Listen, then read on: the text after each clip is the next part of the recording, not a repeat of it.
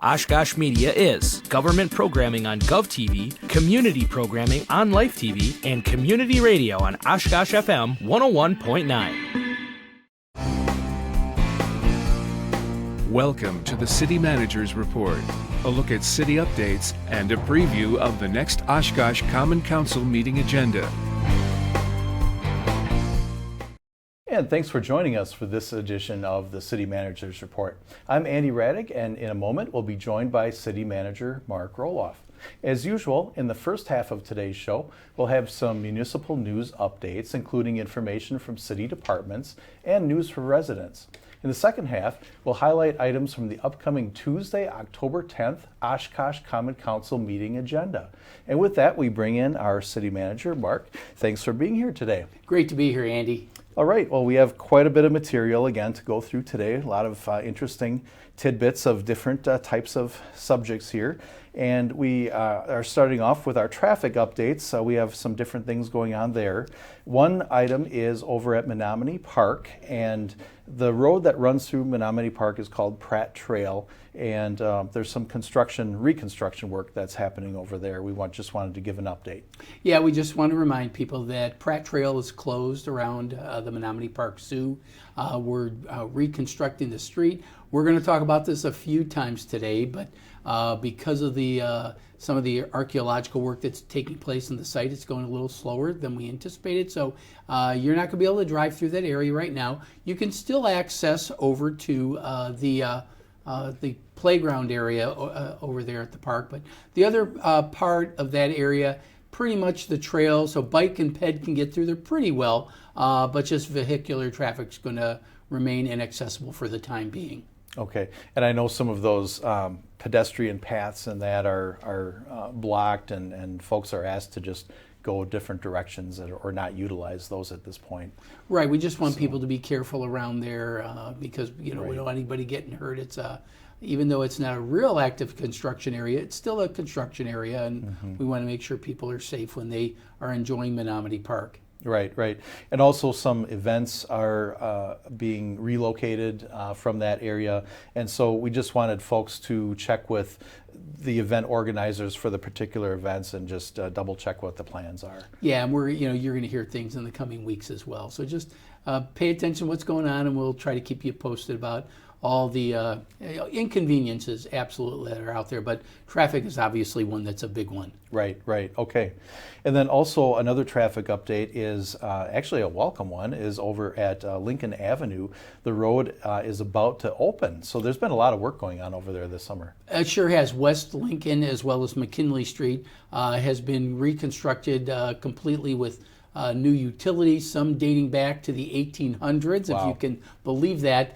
But now we've got 2023 utilities in there, and you can see that there's just a little bit of work that needs to get done to make it look back to normal. But aside from some landscaping and a few pieces of concrete patches, it's in pretty good shape. So, yeah, I think you said we expect to reopen it on October 13th, so it will be most welcomed by the neighbors, residents in the neighborhood, as well as the university community, because that's kind of the back exit to get out of campus. Right. So we are finishing up a lot of our road projects at this point, but if folks would like to get any updates on what's going on, they can always sign up for emailed construction updates for road projects, and that link is in the Hot Topics section of the city's website. Just go there and you can select your project and you can get updates on what's going on. Okay, Mark, we also wanted to make mention that the city received 2 TIF development agreement amendment requests, and these are a couple of projects that we talked about in previous shows, and we just wanted to give a little update. And the first of those is the Mill on Main. Yeah, the Mill on Main is the project right along the riverfront in the Sawdust District. That a lot of land that we've been acquiring over the years to put into what will be a wonderful development. Because of the increase in interest rates, as well as just supply chain issues. But in the Mill on Main's case, it's really a financing issue because banks are requiring the developers to put more cash up front. So I know they're out there actively soliciting some additional investors so they can meet all the requirements for financing the project. So we have to we have to respect that. And if I thought it was something that was unique to this development group, I might have some concerns, but that is not the case. I just returned from a national conference that included my own little caucus from Wisconsin. So both within the state of Wisconsin with some of these very developers, as well as nationwide with developers all over the country. Financing has become a challenge, and projects are getting slowed down because of it. So we know it's not something unique to us, but we have to be patient. And I would say we've been waiting this many years to get all that land put together and put out a request for proposal. We've got a great development proposal from the T-Wall Group out of Madison. I'm very enthusiastic about it, but good things come to those who wait. Let's just wait. We'll be okay. We've given them extension up until March of next year to begin construction, and I know they're actively soliciting additional investors. So I expect that they'll be starting sometime next year, and we'll be very pleased with the final product. Okay, and it's a similar situation with the Miles Kimball building, otherwise known as the MK Lofts. Yeah, and that's, even though it's a smaller project and a smaller developer, a different development group has bought this out. This one has been actively going through. This is as much about supply chain issues, a new elevator shaft was done, and just getting an elevator as well as the other parts and materials. And smaller developers don't have the access to the supply chain as well as a larger developer. So that is a particular challenge in this case.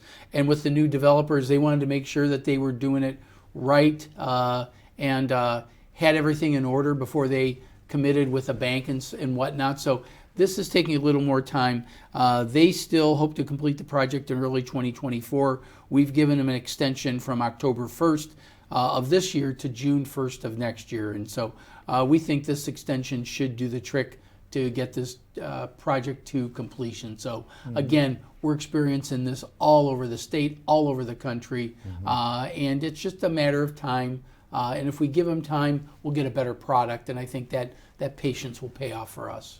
It's still good to see the development occurring and moving along.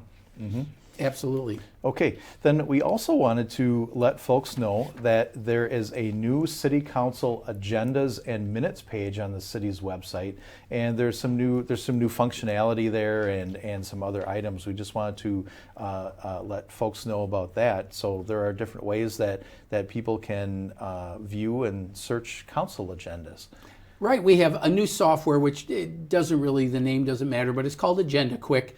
And so now, because of the new format that we're doing internally, externally, how you can view and access these are just a little different. So, but you'll use this page to find meetings, resolutions, ordinances with the recorded votes, meeting minutes, and you can also subscribe here so that you can get this. But you can pull up the agenda like you used to and get a PDF of the agenda if that's what you're looking for. But you can look up specific, either the staff memo or the resolution associated with any item that's on the agenda. So that's going to be very helpful. Additionally, there's still the same access to watch the city council meetings online.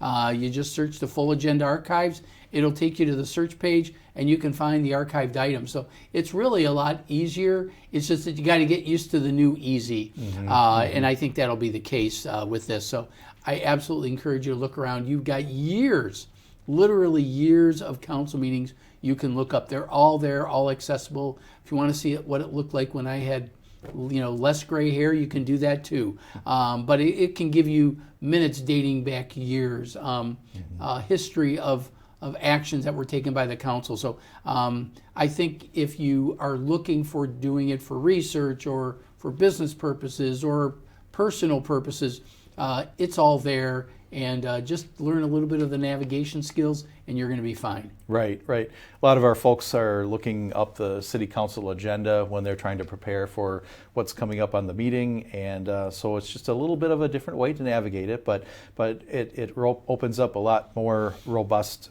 features and options for folks. So. You mentioned doing research. A lot of people do research over at the Oshkosh Public Library. One of those topics that they're having a series on here is estate planning, and we just wanted to highlight that the public library has features such as these available for our residents. Well, with our aging population, we find that there's a lot of need and desire for these types of things. So the library has put together a series of estate planning workshops to educate the attendees on the essential elements of a solid estate plan. So they've worked with a local attorney, Aaron Haller from Levine Eisenberger, to lead these workshops. It's really, the objective is to simplify a complex topic such as estate planning and help you enhance your understanding. And so we've got some sessions coming up, right, Andy? That's right. October 10th is Advanced Healthcare Directives, Living Wills. And then October 17th, the importance of powers of attorney. And then October 24th, special needs trusts for adult children. And all those sessions take place in the library's lower level at 2 p.m. on each of those days. And they're also having light refreshments available. So just wanted to remind folks about that coming up. And if anybody has any questions about those, they can call the library at 920-236-5205 so they can learn a little bit more. Okay, then Mark, we also wanted to point out, and we've mentioned it in previous shows, but the Oshkosh Public Museum is having their second annual Dia de los Muertos celebration, and that's coming up on October 28th, and we're excited to promote that for them. And like you said, it's their second annual event. It was so well received last year that they decided to go on and continue this. It's going to be held on the museum grounds. It'll feature a community altar, which is a popular part of Dia de los Muertos, as well as traditional mariachi and dance and food and fun for the entire family. It really is a lot of fun. And of course, the museum is also welcoming the community with free admission on Saturday, October 28th, and that's thanks to their sponsor, the Taqueria Restaurant, which is right in their neighborhood. So we're happy to have a local business and the museum partner up. Right, and they also have a free showing of Disney Pixar's Coco, the film Coco, and that family movie will be shown at the Time Community Theater. The Spanish language matinee is at 2 p.m., and they also have the English language showing at 7 p.m. So if you don't know much about Dia de los Muertos, your kids will tell you because what they learned at the movie Coco. So it's a fun movie. I took my kids to it as well, and I think it's a great way to expand your horizons on different cultures, and it's really a fun event. And the museum is great to reach out to show some other cultural experiences that you can have. Absolutely. Visit oshkoshmuseum.org for all the details on that and learn a little bit more about their upcoming events. Okay, Mark, we also wanted to point out, we had mentioned a little bit earlier with the construction and things happening over at the at Menominee Park, that some of those Oshkosh Parks Department events are relocating, one of which is Brews in the Leach. Well, Brews in the Zoo will now be Brews in the Leach because it's being moved over to the Leach Amphitheater. Yeah, so the Parks Department, even though the graphic we have says Brews at the Zoo, that's because we're going to be back at the zoo eventually, but we're moving it to the Leach Amphitheater this year. It's going to take place on Friday, October 20th, 5 to 9 p.m. There'll be craft beer, food trucks, live music with Conscious Pilot, and costume contests. So it's a great event, and we know that even though the location isn't at the zoo, you're going to have a lot of fun, and we encourage you to attend. Of course, you must be 21 years of age to drink or purchase alcohol at the event, but it will be for sale. Okay, and then the next day actually is Zulaween Boo, and that also is coming up at the Leach on the 21st from 11 a.m. to 3 p.m. So make sure you don't have too much fun the night before, because you can bring your kids over to the Leach from 11 to 3. Community volunteers and businesses line the perimeter and the interior of the Leach Amphitheater with treat stations and games. And the families can expect costume contests, again, games, food trucks again, and lots of great family entertainment. Right, right. And there are advance tickets needed for Zuluween Boo. If folks would call the Oshkosh Parks Department office at 920-236-5080, they can get squared away with their tickets for that event. No tickets are required for the Brews in the Leech event, but tickets are required for Zuluween Boo. Okay, then also I've noticed lately driving around that there are a lot of leaves that are starting to fall, and I think folks might be wondering, are we doing loose leaf collection again this year? Well, of course we are. Of course we're doing loose leaf collection. It is the fall. We love the colors, and then maybe not so much the raking, but the trucks are going to start moving through the neighborhood on October 16th. So want to give advance warning. It won't be until the 16th, so just be patient one more week. The leaves are going to be picked up the day after your scheduled garbage collection day. And remember, leaves only, no grass, brush, or garden plants. That's not part of that. That's what our green waste drop-off center is for. Mm-hmm. Pile the leaves on the terrace. Please don't put them in the street or in the gutter where stormwater or storm drainage could get clogged. You get them on the terrace like you see there, and our big elephant nose truck will suck all those leaves up and take them away. It's amazing how it works. I think people get entertained just watching that operate, and our folks really know how to do their job with this. They've masterfully put this together. So that's going to end the week of November 13th through 17th. So please be aware of that. But it's something we do every year, and it helps keep your gutters, your storm drain gutters clean and everything. And it's very good for the environment because we take them out to farms and they get composted, and it's great for the environment as well. That's right, and more information will be coming with the details on that. Just watch the Facebook page for the City of Oshkosh Department of Public Works, as well as the City of Oshkosh Facebook page, and we'll have more information on the details there. Okay, we also similarly wanted to point out that residents are reminded that if they have items over at Riverside Cemetery, decorations and such, that they need to collect those up before cemetery cleanup week. Right, the cemetery twice a year does a cemetery cleanup week, and that's coming up soon.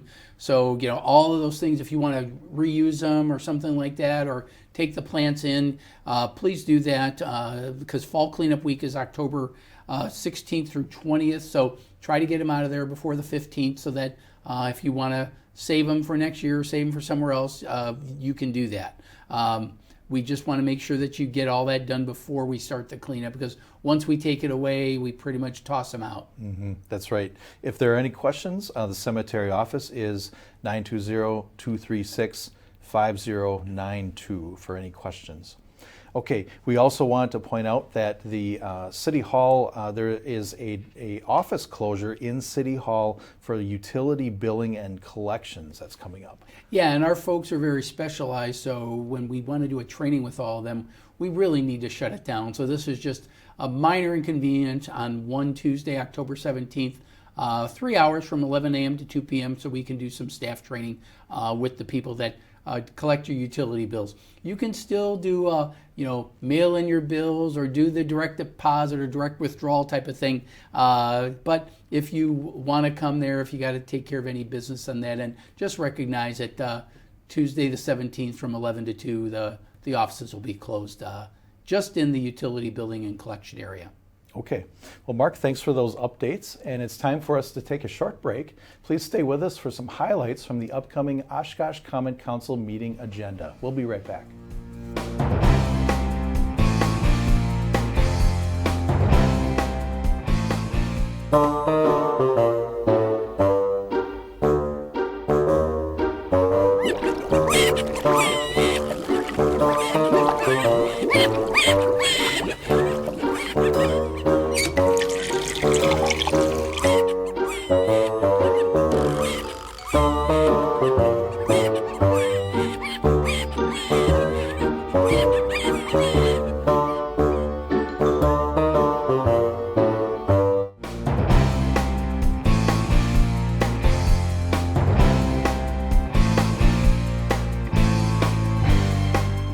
Report. I'm Andy Radig, along with City Manager Mark Roloff. Let's turn our attention to the agenda items from the upcoming Tuesday, October 10th Oshkosh Common Council meeting. So Mark, we have a presentation at the beginning of this upcoming meeting, and this is somebody from the Oshkosh, Best Western Oshkosh Hotel giving a little bit of an update. Any time that a developer or property owner is proposing a tax increment financing application request, the council requires a presentation from that group. There's a new ownership group of the Best Western Hotel, and they are not only they've already purchased it, but they're proposing to change it to a flag under the Marriott Hotel chain of hotels. So that's going to require some significant investment on their part, and they want to make a case that we should consider TIF funding. The real key will be whether or not they can produce sufficient additional tax revenue, because tax increment or TIF is really premised on having that increment. So they'll have to demonstrate how tax increment will be created in order to even consider that. The state actually is going to be exempting personal property. That's a big part of a lot of hotels. So that'll be a challenge, and so we'll see if they have anything that we can look at to consider, and we'll see what happens at their presentation. Okay, and so that would be the key to making that a reality is that funding. Okay, then under the consent agenda, we have some items here. One is relating to the 2023 Great Neighborhoods Capital Improvement Program funding. And so this is really a great thing. There are a lot of nice improvements that happen around the city through these programs. Our neighborhood associations are welcome to apply for some of these great neighborhood capital improvements grants, and they take a look at their neighborhood and say, hey, here are some things we would like to consider. One of the things is the gazebo that's proposed at William Waters Plaza. The gazebo's not there yet. That's part of the request, but you can see eventually what the plaza would look like, or what the gazebo would look like in the plaza itself. And so we're real happy that the River East Neighborhood Association is making that request. You may have seen some of the improvements that we've done at William Waters Plaza already, some great plantings and whatnot right across the street from the library. So we've got that. And additionally, you may have seen utility boxes throughout the city that look pretty dingy and everything. And those utility boxes have been decorated in recent years with some wraps with some historic figures on them. So this is an example of one of the dull utility boxes and one of our old photographs, and look what it can be transformed into. This is over at Opera House Square, and they've put some in some other areas of town along Main Street, I believe at Irving and New York, and so the Neighborhood Association was asking for those, and we're going to ask council to fund those. But they help add a little splash to a little, otherwise a dreary utility box that that we have to have out there anyway, so we might as well spruce them up. Absolutely. It's a great reuse of that. Then we also have an agenda item to authorize a grant application for an urban forestry grant. As everybody knows, the city of Oshkosh has been impacted greatly by the loss of so many ash trees due to the emerald ash borer. And throughout our park system, as well as throughout the city and our terrace areas, we're replanting trees of varying kinds of species to have a little more diverse species types of trees. We're applying for an urban forestry grant to supplement monies that have been set aside by the council with our capital improvement program, as well as the generosity of the community foundation. So we're looking at more terrace trees that hopefully we can plant just like this, and restore some of the trees that we lost due to the emerald ash borer. Right. Okay. Then under new resolutions, we have an item, and we had referenced earlier Pratt Trail in Menominee Park, and this is going back to Pratt Trail, and this is an increase in funding for the archaeological investigations that are taking place over there. Yeah, you'll see in the agenda that this is an increase of $169,000. We started with project with about 15 to 20,000. We didn't think it would be as significant out there on Pratt Trail, and we've been surprised. And we encountered this a little bit when we were doing the trail over by Oshkosh Corporation. This is much more significant and impactful, and we're required by state law to have licensed archaeologists take a look at that. UW-Milwaukee has a great program there that they will do these investigations, but it's increased by tenfold or more in terms of what we found. So we showed some of the video earlier about with the flyover and some areas were patched over. That's where we've already found some archaeological items of significance. There's nobody on our staff that has any abilities to do that. We wouldn't be able to tell something that could be otherwise dismissed as a piece of junk versus something of archaeological significance. So we have to defer to specialists. We're very fortunate that UW-Milwaukee has a good relationship with many of the local tribes, and they're also at the table discussing and reviewing what is being found, but that's what's holding this project up. I don't know the extent of everything that they found, but they found a lot. So we have to be respectful of that, both for the tribes as well as what we're talking about. We don't want to tear something up when we're fixing up a road and perhaps plow over something that is of significant historical significance. So it has slowed down the project quite a bit.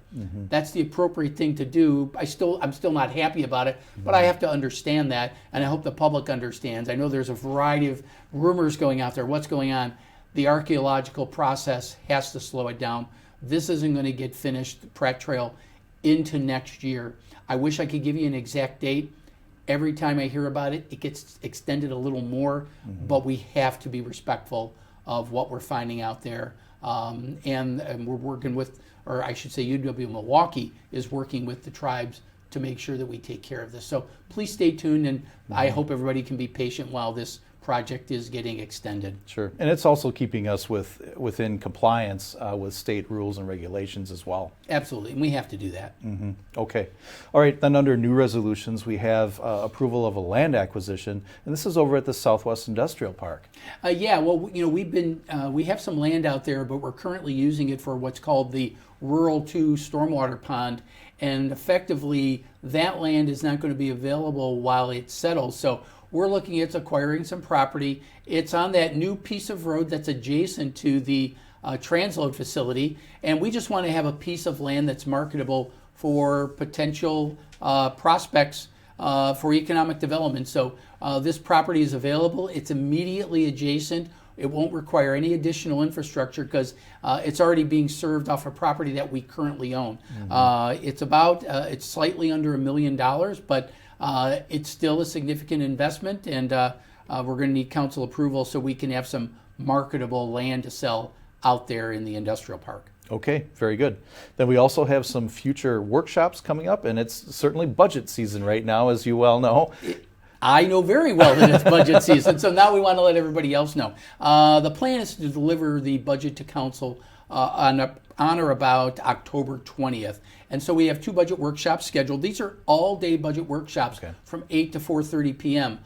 The council gives us an entire day for both of these, and all the departments make their presentations. So we're giving you the heads up that it's coming, and if you have insomnia and you want to cure yourself of it, I would say watch our budget workshops. We are the cure for insomnia. But honestly, you'll learn some great things about what we're planning to do in the upcoming year, and hear about our priorities and how we plan to do a good job of being stewards of taxpayer money. Okay, and one of those workshops happens on October 31st, which is Halloween, and we wanted to remind folks about Halloween trick-or-treat hours. Yes, well, we will promptly end the budget workshop at 4:30 so we can all scramble home and do trick-or-treating. When it's during the week, trick-or-treating is from 5 to 7 p.m., and that's what it'll be on October 31st. So we just wanted to start the reminder, and I'm sure all the kids are excited, and they know what day Halloween is, so they'll be there for it. Okay, very good. Well, Mark, thanks for cramming all that information in. We had quite a bit today. Been a pleasure, Andy. Thank you. Thank you.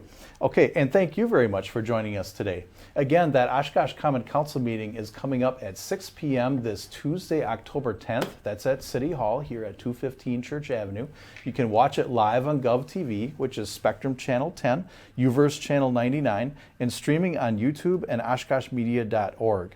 And then you can also listen on the radio if you prefer on Oshkosh FM 101.9, which is also online and on the TuneIn Radio app for phones and tablets. You can also use your favorite streaming device, Roku, Amazon Fire TV, Apple TV. Just search the Oshkosh Media app. And you can also visit our YouTube channel for those archives of past meetings. Please join us again in 2 weeks for another City Managers Report. Thanks for watching.